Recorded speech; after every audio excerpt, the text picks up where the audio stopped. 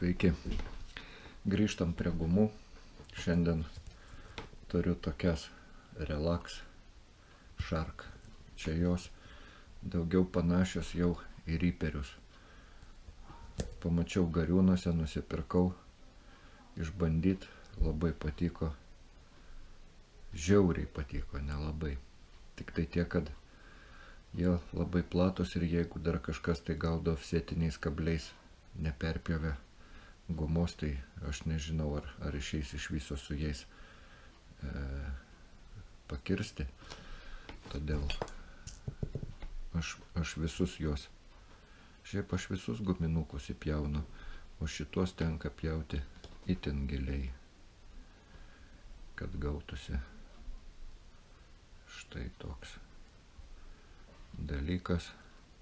Ir ten viduje tas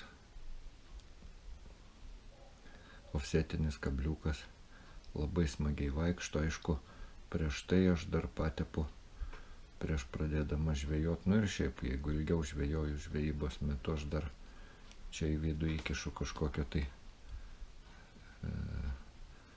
aliejaus ar tepalo kažkokio, nu kažko tai, kad slidimas būtų labai geras, nes kai ofsetinis kabliukas vos išlindęs, bet prie žuvies kibimo iš karto guminukas krenta žemyn. Šūdo jums ne žuvies.